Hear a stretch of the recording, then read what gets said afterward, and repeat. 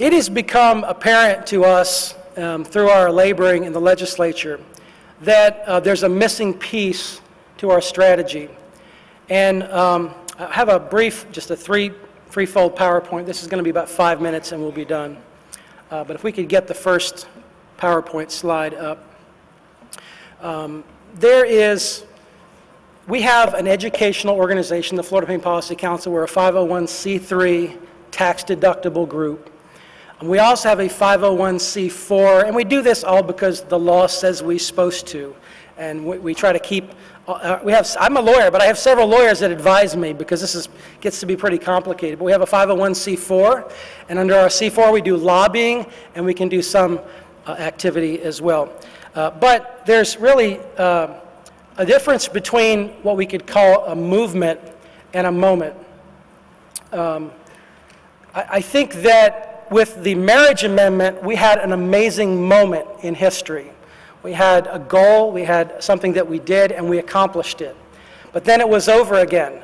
And so we need to have a more comprehensive approach. And so in addition to the 501c3 that does education, writes issue papers, that's important. Our 501c4 does our advocacy. Anytime we ask you to vote for or vote against, or we ask you to tell your legislator to vote for or against, that's a lobbying activity, so we do that under a C4.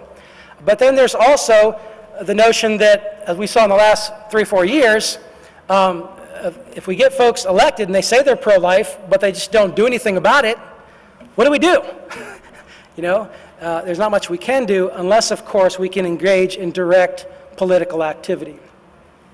And so, again, we have the C3, which is very effective.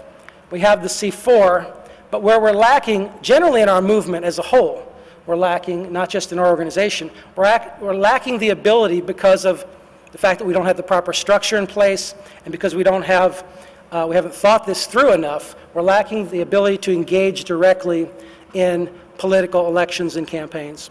And so it is my privilege to announce to you that we are filing papers on Monday with the Division of Elections to form the Florida Family Action PAC.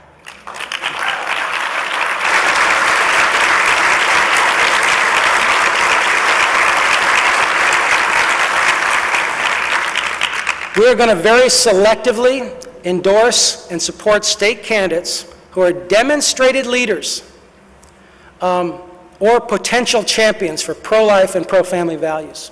This is not going to be something we throw around lightly. Look, you can't get elected in a Republican primary without saying you're pro-life. You can't. You have to say that. But it's meaningless, as we've seen in the United States Senate race. And hopefully we'll see. I mean, this vote on 1142, it literally is a litmus test for if you're pro-life. Because the bill not only deals with ultrasound, it deals with federal funding of abortion. And if Governor Crist does not sign this bill, he'll be the first governor in Florida's history to allow federal and state funding for abortions. And so we pray that he will do the right thing. But we don't want to be too involved with this announcement. We just want to let you know we're starting this PAC. We're going to engage in a whole new level of advocacy on supporting candidates.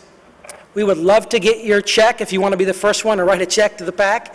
It's unlimited contributions. The PAC itself has a limitation, but for any amount for Florida Family Action PAC. Now, to close our evening out, how many of you feel like we need a political cleansing?